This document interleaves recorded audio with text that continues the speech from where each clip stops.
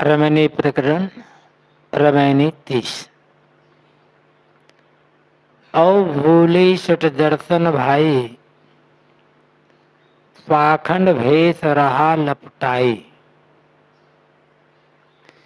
जीव शिव का आहि नशाना, चारि वेद चतुर्गुण मौना। जैन धर्म का मर्म न जाना, पाती तोर देव घर आना। दवना मरुआ चंपा के फूला, मानव जीव कोटि समतूला।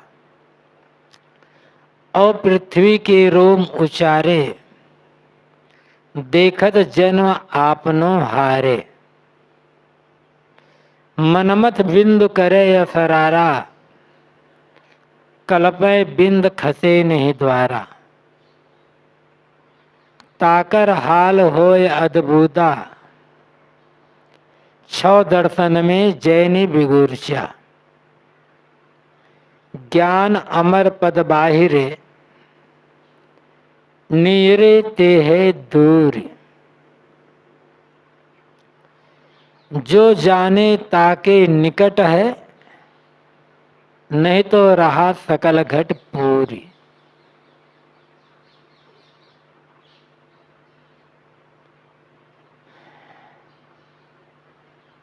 इस रमैनी में सदगुरु कबीर सर्वदर्शनियों की बात बताते हैं और आगे चल करके 4-5 पंक्तियों में जैनियों की जो भूल है उसकी चर्चा करते हैं।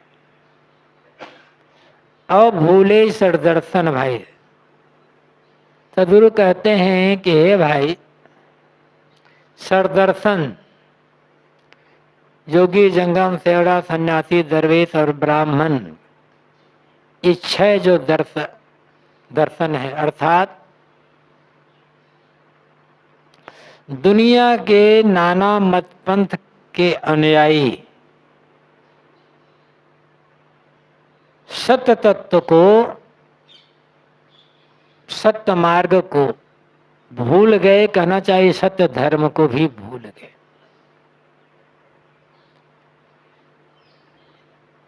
धर्म के मार्ग में जितने भी मत पंथ संप्रदाय चल रहे हैं,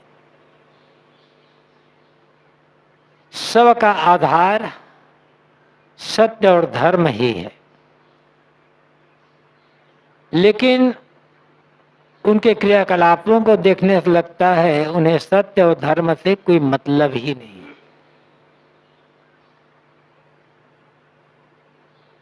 जिस परम तत्व को पाने के लिए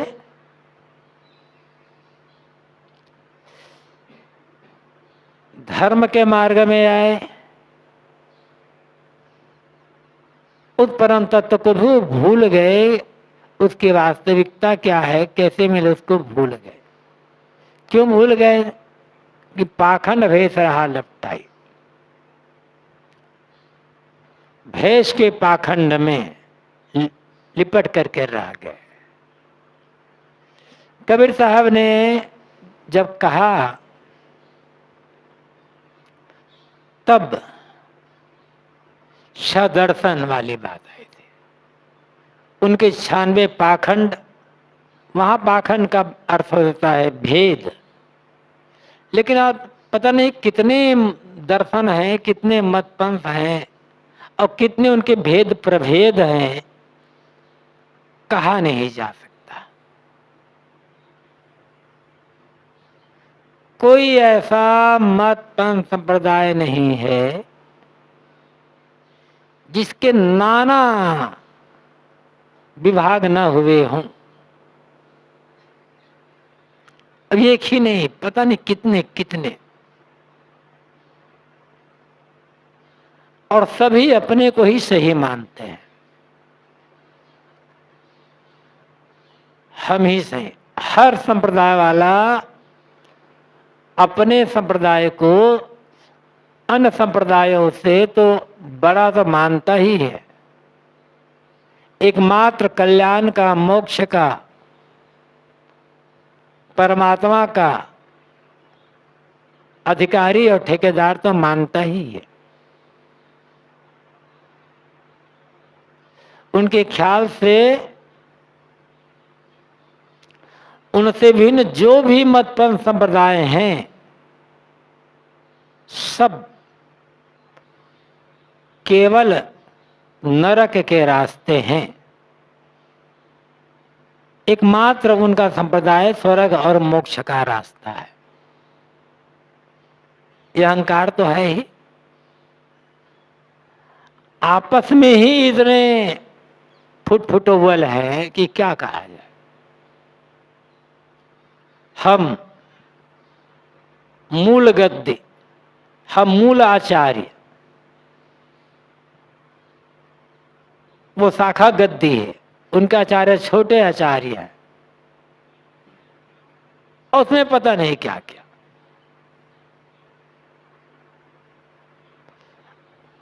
कौन अपने को छोटा मानने को तैयार है?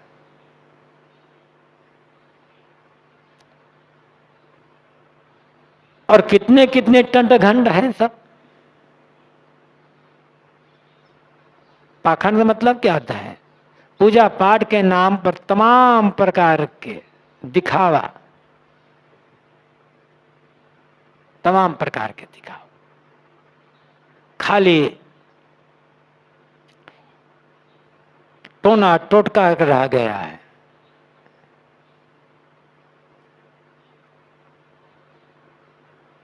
और मान लिया कि टोना टोटका जो हम कर रहे हैं, थोड़ी पूजा कर रहे हैं, ये कर रहे हैं, वो कर रहे हैं, यही सबसे बड़ा धर्म है। त्याग, तप, संयम, विवेक, विचार से कोई मतलब नहीं रह गया है।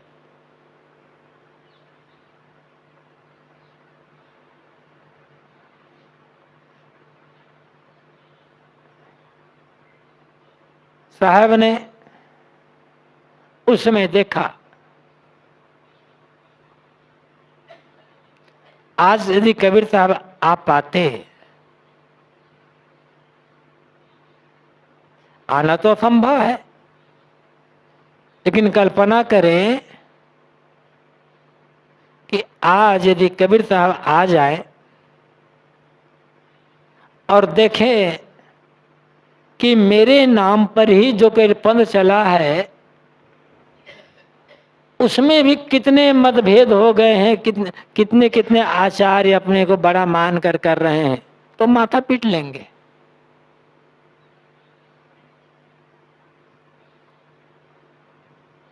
हर जगह का रोग यही है।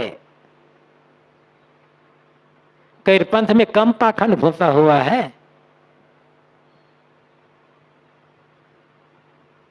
और उसे को लोग मानते हैं कि यही मुक्ति का ठिकाना है। किसके किसके लिए मंत्र है? दातुन करने का मंत्र, पेशाब जाने का मंत्र, खाना खाने का मंत्र, ये करने का मंत्र, वो करने का मंत्र, सब कुछ कम। ये सब क्या पाखंड तो है?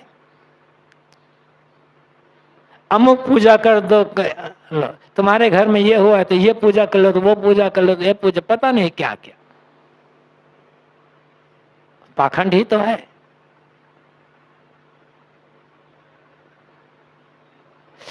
कबीर साहब एकमात्र सत्पुरुष हैं, अयोनिज हैं, किसी माता पिता से शरीर धारण नहीं किए, आकाश उतर करके आए। ये पाखंड नहीं है क्या? और इतने कितने कितने चमत्कार जोड़े हैं, ये सब पाखंड ही तो है। और भी तमाम बातें हैं। तो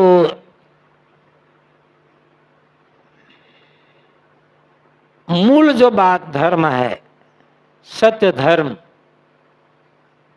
जिसके लिए ये नाना मत संप्रदाय बनते हैं, वो भूल गए। भेष के पाखंड में भूल गए सब, भेष के दिखावा में। इसके साथ साथ हमारी गद्दी बड़ी है, बस पूजा प्रतिष्ठा। अब ये धर्म के जितने भी कर्मकांड हैं केवल पूजा प्रतिष्ठा के लिए रह गए। पाखंड जितना बढ़ेगा, बाहरी कर्मकांड जितना भी बढ़ेगा, सत्य धर्म उतना लुप्त होता चला जाएगा। और आज तो कोई मतलब ही नहीं रह गया है। जहां देखो वहां सत्य ज्ञान की चर्चा नहीं है, जीवन निर्माण की चर्चा नहीं है, बस खाली कर्मकांड की चर्चा। जीव शिव का आई न सोना। साहब कहते हैं कि ये पाखंड जीव के शिवत्व का नाश करने वाला है। पाखंड में उलझेगा आदमी, कर्मकांड में भूलेगा तो शिवत्व की बात, कल्याणत्व की बात तो भूलना ही भूलना है। वहां उद्देश्य दिखावा, लोगों को रिझाना है। आत्म रिझावा नहीं है, लोक रिझावा है। और लोक रिझावा में जो पड़ा, कल्याण का मार्ग तो भूला। समान लोगों के लिए जो बहुत भोली बुद्धि के लोग हैं, उनके लिए थोड़ा बहुत स्थूल कर्मकांड आवश्यक है। नहीं समझ,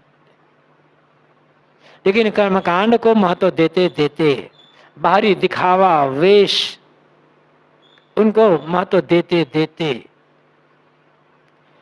सत्य ही भूल जाए, धर्म ही भूल जाए, ज्ञान ही भूल जाए, तो फिर सबका मतलब क्या होता है? किसके लिए धर्म के मार्ग में आए? ये पूजा पाठ भी किसके लिए कर रहे हैं? वही मूल बात ही भूल गई। इसलिए साहब कहते जीव शिव का है न सोना। धर्म के नाम पर या ईश्वर के नाम पर या किसी के नाम पर चलने वाला पाखंड जीवों के शिव तथा कल्याण का नाश करने वाले हैं।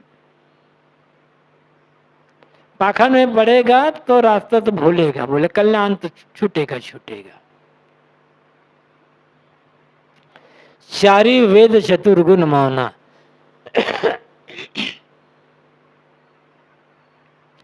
चारों वेदों के भी अपने गुण हैं, लक्षण है। वो लक्षण क्या है? चतुर्गुण मौना। चौथे गुण के बारे में मौन रह जाना। या चौथा गुण क्या है? मोक्ष। अर्थ धर्म काम मोक्ष जो कहा गया है। वेदों में कर्मकांड की बहुलता है।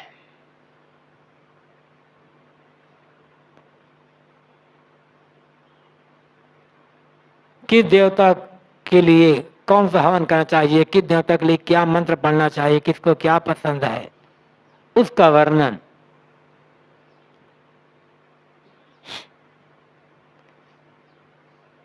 जिन्हें विशुद्ध तत्व ज्ञान की जिज्ञासा है,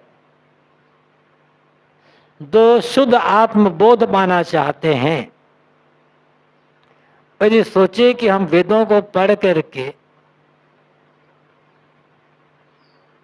विशुद्ध तत्व ज्ञान और आत्मज्ञान प्राप्त कर लेंगे, तो उनकी आशा पूरी नहीं होगी। ऐसा नहीं है कि वेदों में कुछ ऐसा है नहीं, लेकिन इतने ढके हुए हैं और टीकाकार लोग उनका ऐसी व्याख्या कर देते हैं कि कर्मकांड में ले जाकर के उलझा देते हैं उसको भी।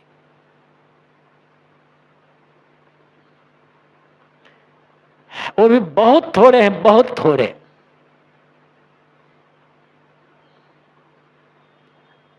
अधिकतम तो कर्मकांड कर्मकांड कर्म। इसलिए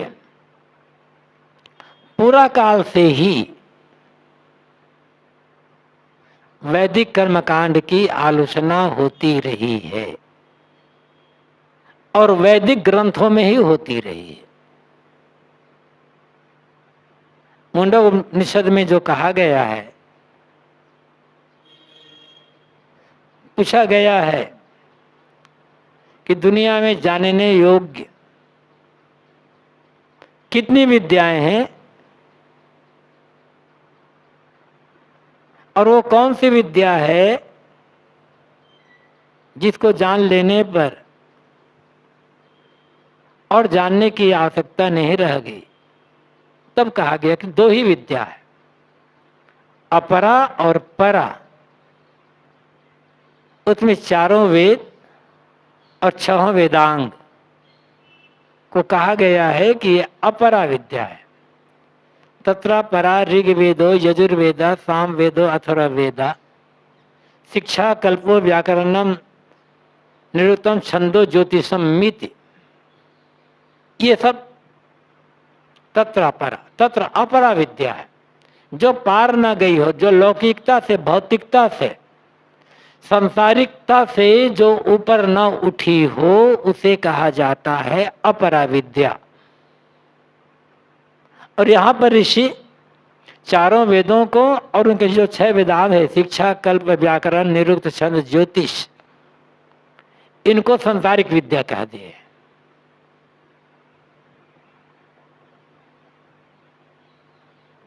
अथ पराया तदक्षरम अधिगम्यते।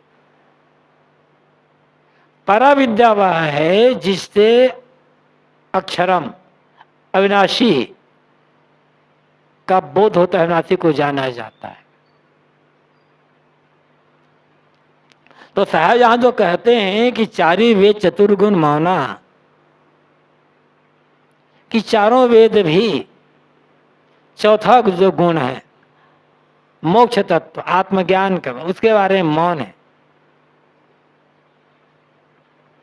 तो कथन साहब का सही ही और भी कहा गया,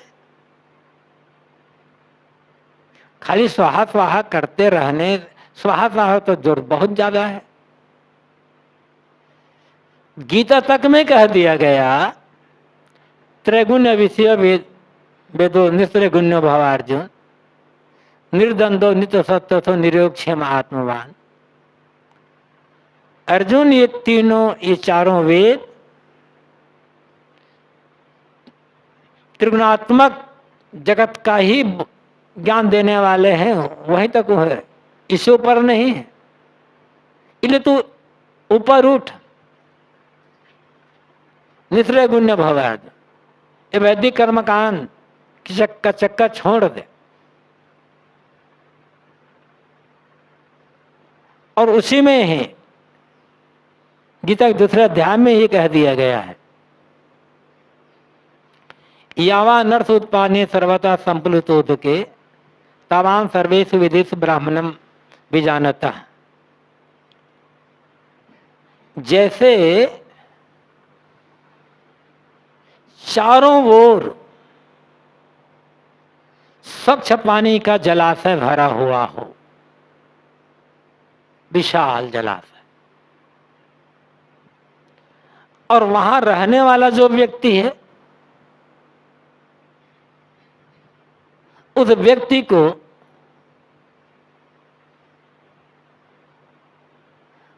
उस स्वच्छ पानी के जलाशय को छोड़ करके छोटी सी तलैया में भरे हुए पानी से क्या प्रयोजन होगा? वो तो आ सकता ही नहीं है। इसी प्रकार जिस ब्राह्मण, मतलब जिस साधक को आत्मज्ञान हो गया है, उसे वेदों से उतना ही प्रयोजन होगा जितना जलाशय, बड़े सो जलाशय के निकट रहने वाले आदमी को एक छोटी सी तलैया से मतलब होगा, मतलब एकदम खुल काट दिया गया है। और भी जगह जगह ऐसी बातें आई है। अनु अनु अनु जो उपनिषदें हैं उसमें, उनमें भी ऐसी बात आई। नारद ने भी जो कहा सनत कुमार से छांदोग्य उपनिषद में कि मैं शोक करता हूं,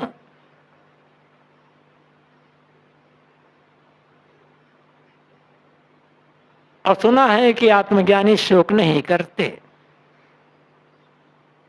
आप मुझे ऐसा ज्ञान दें कि जिससे मुझे आत्मज्ञान हो और मेरा शोक दूर हो जाए। तो नारद, जब सनत कुमार ने कहा पहले बोला तुम क्या जानते, तुम वहां भी ये नारद ने कहा है कि मैंने ऋग्वेद, यजुर्वेद, सामवेद, अथर्ववेद सब पढ़ डाला है। तो कहा ये तो नाम है। वहां भी प्रकारांतर से वैदिक कर्मकांड को नकार दिया गया है। कहा कि इससे नास्तिक का बोध नहीं होगा, इससे वेदों के ज्ञान से शोक से पार नहीं हुआ जा सकता। जब शोक से पार ही नहीं हुआ है तो जिंदगी भर वेद पढ़ करके भी फायदा क्या हुआ।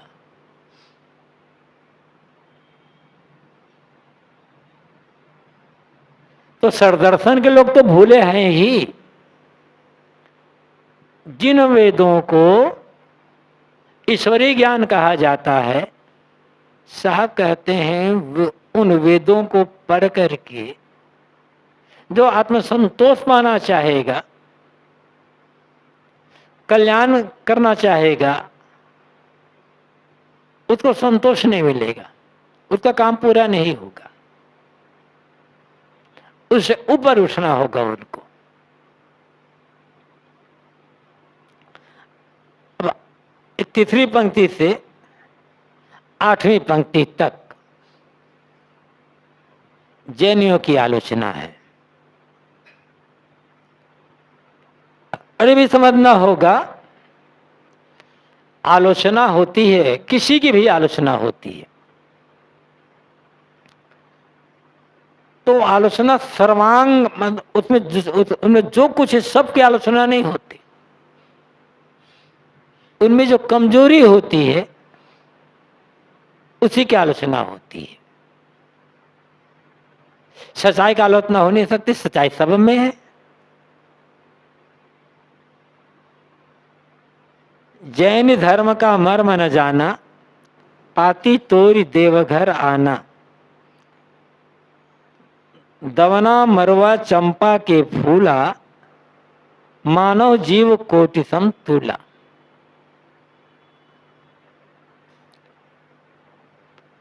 जैन धर्म में अहिंसा का बहुत बड़ा महत्व है।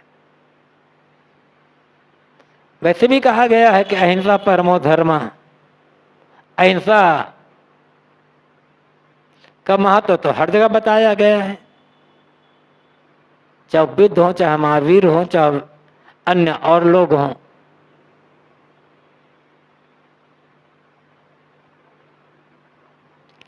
और योग दर्शन में भी जो यम नियम बताए गए हैं उनमें अहिंसा एक प्रमुख है। कहीं भी सद्गुणों की चर्चा आएगी वहां अहिंसा की प्रमुखता होती है। तो जैन धर्म में अहिंसा परम धर्म है। लेकिन साहब कहते हैं ये लोग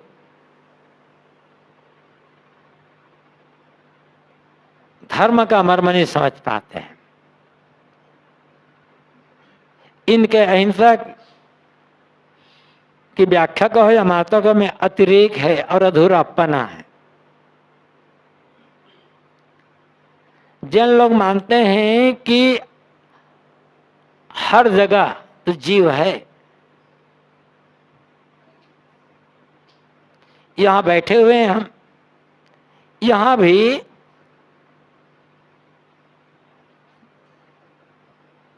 पता नहीं कितने करोड़ अरबों या जीव यहां पर होंगे, तैर रहे हैं। हवा के परमाणु क्या है? जीव है। पानी के परमाणु क्या है? जीव है। सब में तो जीव मानते हैं।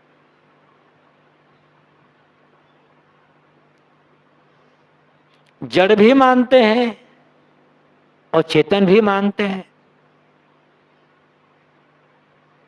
अब जड़ क्या है फिर? मिट्टी के कण जीव है, तब जड़ क्या होगा? पानी के कण, हवा के कण, आग के कण जीव है। आकाश के भी कण मानते हैं, वो भी जीव है। तब जड़ है क्या? जब सब कुछ जीव ही है तो साहब कहते हैं कि वो लोग जैन लोग अहिंसा धर्म की बड़ी चर्चा करते हैं, परंतु उसका मर्म, उसका रहस्य, भेद जानते नहीं हैं। क्यों साहब ऐसा कहते हैं?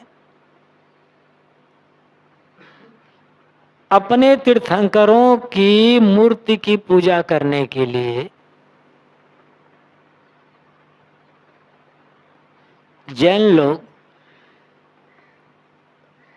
दौना, मरवा, चंपा आदि, ये तो नाम कुछ ही है, इनके फूल तोड़ कर लाते हैं, पाते तोड़ कर लाते हैं और अपने तीर्थंकरों की पूजा करते हैं। तो जब तुम्हारे कण कण में जीव है तो तुम फूल तोड़ रहे हो तो एक फूल तोड़ने में कितने जीव की हत्या कर रहे हो?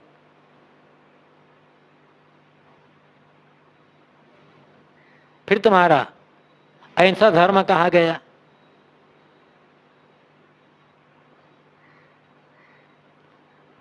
जब कण कण में है तो वो फूल पत्ती में भी तो है ना।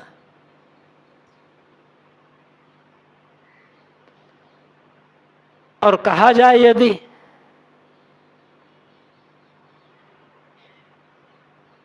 हमने तो उसे तोड़ा नहीं, तोड़ दिए थे तो मुर्दा हो गया, तो क्या अपने तीर्थंकर के सामने आप मुर्दा फूल चढ़ा रहे हो? मुर्दा को चढ़ाया नहीं जाता।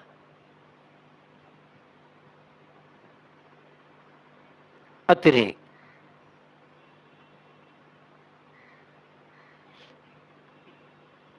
पानी पिएंगे नहीं, पानी पिएंगे उबाल कर पिएंगे, अपना तो उबालेंगे नहीं। उबालना भक्तों को होता है और हर बार भक्तों को कहना पड़ता है कि हम अपने लिए किए हैं। एक जगह गया था तो पड़ोस के मकान में जैन संतों का आगमन होता है, क्योंकि जैनी हो लोग,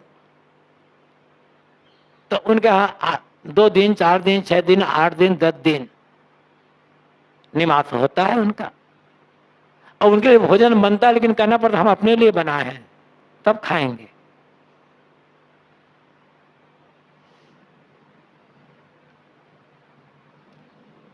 कहते हाँ भोजन हम लोग तो बनाए ही हैं अपने लिए, आपके लिए भी बना हो इसमें, तब नहीं खाएंगे, पाप लग जाएगा।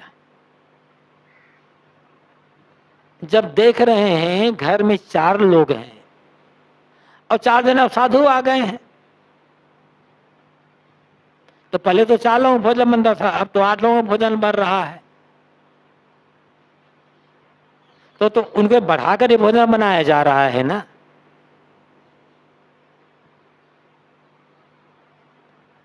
तो आप तो अपना कल्याण कर रहे हो और भक्तों को रोज झूठ बोलवा रहे हो और कहते हैं कि सत्य धर्म है।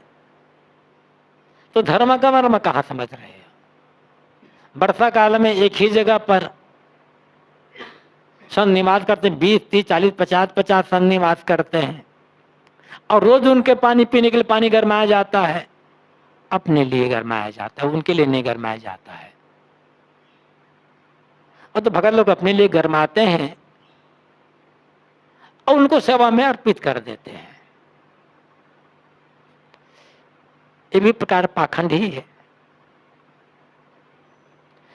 जीवन का निर्वाह मजबूरी है, सहज भाव से स्वीकार करें, खाना तो पड़ेगा। हर बात भोजन भी हमारे लिए नहीं, आपके लिए नहीं, हमारे लिए बना है।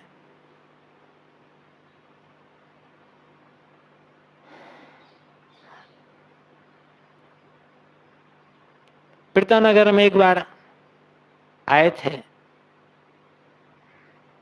कुछ साध्वियां, ऊपर हाल में जहाँ भोजनालय है उधर निवास दिया गया था। उनके साथ गाड़ी थी, एक बूढ़ी माता थी, वो भोजन बनाती थी, 4 या 5 साध्वियां थी, और बूढ़ी माँ 6 लोग अपने लिए भोजन बना रही थी, 6 खुराक अपने लिए।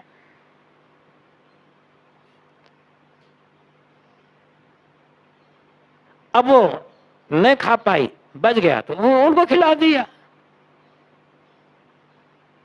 और रोज ऐसा होता है, तो इसको क्या कहोगे फिर? ये भी एक प्रकार का पाखंड ही तो है। हर आदमी को भूख लगती है, हर आदमी को प्यास लगती है।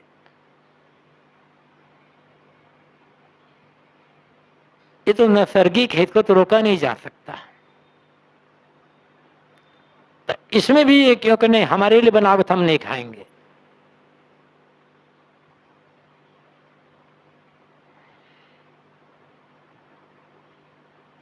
और पृथ्वी के रोम उचारे देखत जन्म आपनो आए।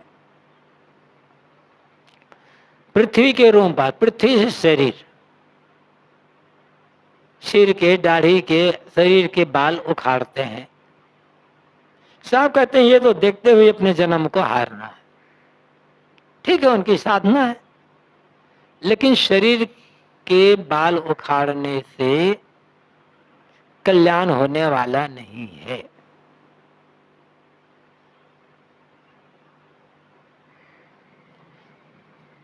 कहा यह जाता है जितने भी पाप होते हैं,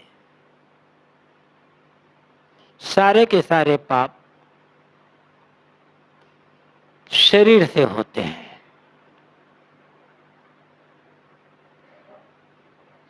शरीर माध्यम है पाप करने के। इसलिए हम शरीर को जब तकलीफ देंगे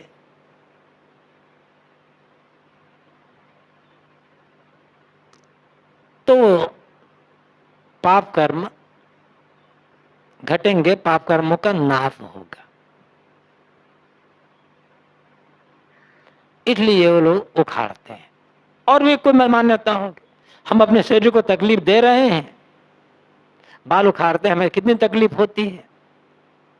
और यदि हम ऐसे किसी को मारेंगे तो उनको कितनी तकलीफ होगी। तो दूसरे के दुख को सहन करने के लिए हम उखाड़ते हैं, ताकि हम जानबूझकर किसी को तकलीफ न देने पाए, जो भी हो। लेकिन उनके मुख्य साधनाओं में एक साधना यह है कि शरीर के बाल उखाड़ना। धीरे धीरे इसमें परिवर्तन आ रहा है। मनवत बिंदु करे असरारा, कल्पे बिंद खसे नहीं द्वारा।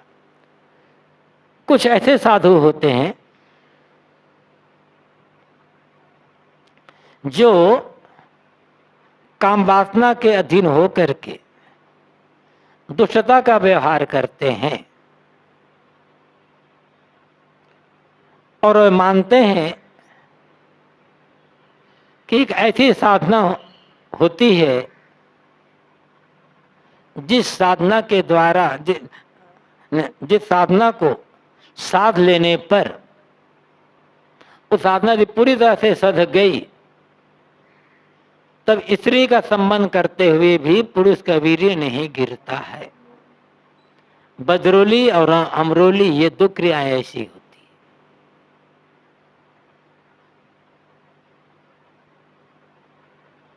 माना जाता है कि हठयोग की एक क्रिया होती है, एक गुप्त क्रिया है। सभी साधक ऐसा नहीं कर पाते कि जो क्रिया होती है साधने से पहले पेशाब इंद्रिय द्वारा पानी को खींचा जाता है, फिर जब वो उसमें सफलता मिल गई तब दूध खींचा जाता है, उसमें सफलता मिल गई तो शहद खींचा जाता है, और सफलता मिल गई तब ऐसा साधक किसी भी स्त्री से संबंध करे उसका वीर्य नहीं गिरेगा।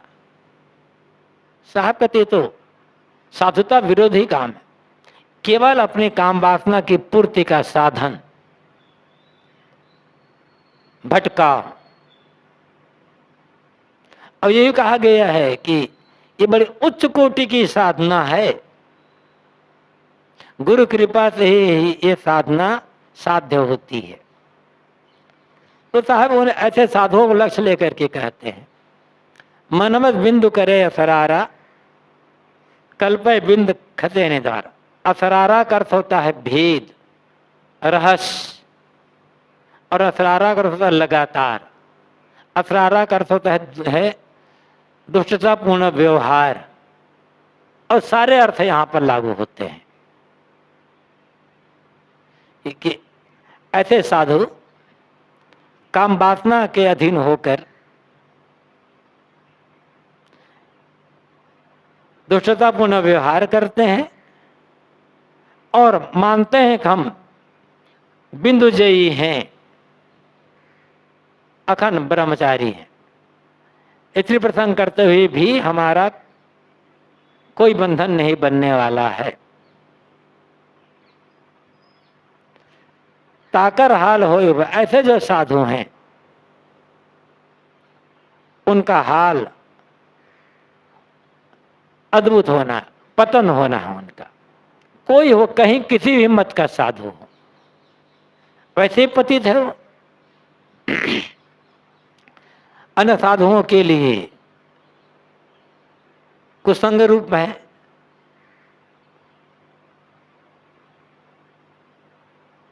हर मत में ऐसे कुछ साधक रहे होंगे, उसमें से कुछ हो सकता है उस समय जैनों में ऐसे कुछ संत रहे होंगे, फिर उनको साहब ने देखा होगा, उनका संपर्क किया होगा। फिर साहब कह देते 6 दर्शन में जैन विकृता, मैं देखता हूं कि 6 दर्शनों में जो ये जैन दर्शन के लोग हैं बहुत उलझे हुए हैं। और आज देखोगे तो जितने कर्मकांड ब्राह्मणों के यहाँ नहीं है, उससे ज्यादा कर्मकांड जैनों में घुसा है। कैसे कैसे मंदिर बनाए जा रहे हैं। मंदिर तो हर जगह बन रहा है, ब्राह्मणों में जहां मूर्ति पूजा वहां भी मंदिर बन रहे हैं। एक से एक इतने इतने कर्मकांड, इतने इतने कर्मकांड, इतने इतने कर्मकांड, हद हद, अंधविश्वास, चमत्कार, एक से एक बढ़ करके।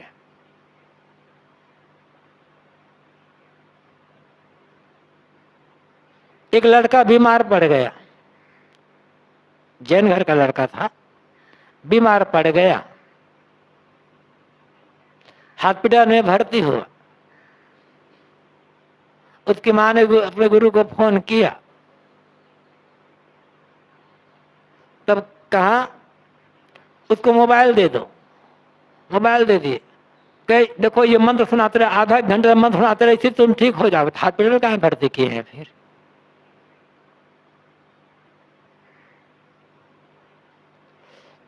ये तो सहज है। वो लोग बताते हैं इतने इतने कर्मकांड हैं, हद है हद। और ऐसे से पूजा, ऐसे से पाठ बहुत ज्यादा है। जैन धर्म एक वैज्ञानिक धर्म है, बहुत कुछ उसमें वैज्ञानिकता है, लेकिन धीरे धीरे धीरे करते करते करते करते मूल बात भूल जाती है। हर जगह की बात यही होती है। कबीर साहब का ज्ञान कितना तात्विक ज्ञान है, तर्कयुक्त ज्ञान, लेकिन आज कबीर पंथियों को कबीर साहब के ज्ञान से मतलब क्या रह गया है। जो लोग कबीर साहब को ईश्वर ब्रह्म परमात्मा मानते हैं, वो तो कबीर साहब की महिमा वाली बातें बताते ही हैं। ऐसे लोग कबीर साहब के आत्मज्ञान और ये सब ये है उसकी चर्चा कम करेंगे। जो लोग आगे इस साखी में और इसका है, जो लोग कबीर साहब को मनुष्य मानते हैं उनमें भी अधिकतम प्रवक्ता अब केवल व्यवहारिक बात तो तक सीमित रह गए हैं, आत्मज्ञान और साधना वाली बात कहना छोड़ते चले जा रहे हैं। कहां मर रह गए? तो ये पाखंड तो हर जगह आ जाएगा, लोग उलझन में पड़ते ही चले जाते हैं सबके सब। ज्ञान अमर पद बाहिरे नीरे ते है दूर। साहब कहते हैं ज्ञान ही अमर पद है। अमर पद स्थिति दशा, वो अमर पद कहीं बाहर नहीं है, हर जीव को अपना आपा ही है। लेकिन साहब कहते हैं पाखंड में पढ़ने के कारण से, दिखावा में पढ़ने के कारण, लोक रिझावा में पढ़ने के कारण यह अमर पद का ज्ञान बाहर हो गया है। स्वाभाविक है, जितना जो लोक रिझावा में पढ़ेगा, दिखावा में या पाखंड में पढ़ेगा, जो बाहरी वस्तुओं को ज्यादा महत्व देगा वो अमर पद की चर्चा तो नहीं कर पाएगा, अब भूलता चला जाएगा। तो अमर पद कोई ऐसा नहीं है कि कोई बाहरी अमर पद है। अमर तो इस जीव, प्रत्येक घट में बैठा हुआ जीव स्वयं अमर है। और जो भी साधक शरीर संसार की सारी वासनाओं का त्याग करके मन को अंतर्मुख कर आत्मलीन कर लिया, वह अमर पद को पा गया। पाना कहा, वो तो मिला मिलाया है, बस याद करना है, मन को समझ उसमें स्थित होने का काम करना है। लेकिन पाखंड में पढ़ने से ज्ञान अमर पद बाहिर, पाखंड में उलझने के कारण से, फंसने के कारण से यह अमर पद का ज्ञान बाहर हो गया है, दूर जैसा हो गया। क्योंकि नीरेते है दूर, नियर होते हुए भी, निकट होते हुए भी दूर है। ये नियर, निकट, पास, ये भी कहने का तरीका है। पास में भी कोई वस्तु है मतलब अलग है हमसे। शब्दों की अपनी व्यवस्था होती है और बिना शब्द का प्रयोग किए हम लोगों को कुछ बता नहीं सकते, ज्ञान चर्चा कर नहीं सकते।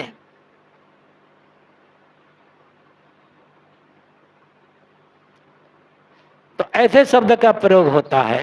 तो साहब ने भी अनेक जगह नीरे शब्द का प्रयोग किया है, नियर, पास का शब्द। मुझको कहाँ ढूंढे मंधे, मैं तो तेरे पास में, मुझे ऐसा हो रहा सब सुख तेरे पास। पास मतलब दूर है, पास मतलब हमसे अलग। कोई पूछे वो चीज कहाँ है, अरे वो तो मेरे पास ही रखी होगी,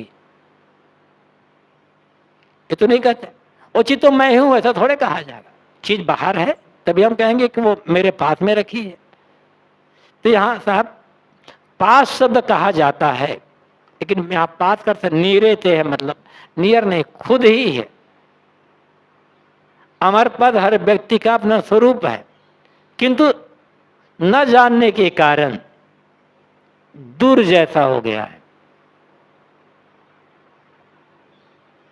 इसलिए निर्मल साहब ने कहा जाने बिना दूर, जाने को नजदीक, देखो निरंतर में अपरोक्ष तस्दीक कह दिए।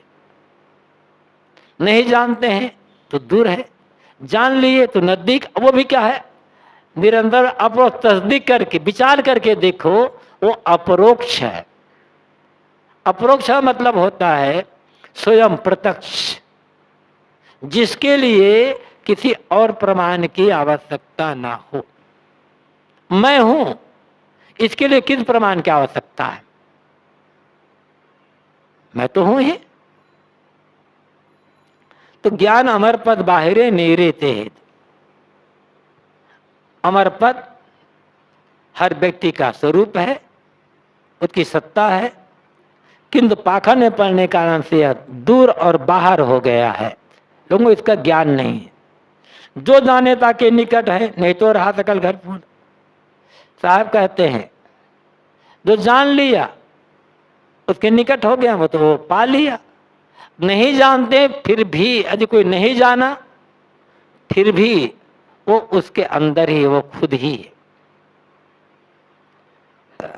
कोई आदमी को आत्मबोध नहीं है तो इसका मतलब वो उसे दूर, उसके आत्मा उससे दूर थोड़े हो गई है, तो है ही। कोई अपने को शरीर मानता है, कोई बात नहीं, तो उसे हम जो जीव कहते हैं, चेतन कहते हैं, क्या उसे निकल कर बाहर चला गया है? नहीं जानता है तो भी तो वह है, सब घट में समाया हुआ है। वह उसे खोजना नहीं है, बस समझ लेना है। और समझने के लिए निष्पक्षता की आवश्यकता होती है। समझने के लिए तमाम कर्मकांड में उलझना नहीं होगा। सामान्य कर्मकांड थोड़ा बहुत तो हर मत पंथ में चलता है, लेकिन उसको जितना महत्व देंगे ना, उतनी वास्तविकता दबती चली जाएगी। 30वें महीने में सदगुरु कबीर ये कहते हैं कि नाना मत पंथ संप्रदाय के साधक अपने अपने मत पंथ संप्रदाय के बाहरी दिखावा में, कर्मकांड में, पाखंड में उलझ करके रह गए, और जितना उलझते गए उतना ही उनके कल्याण का, आत्मबोध का नाश होता चला गया।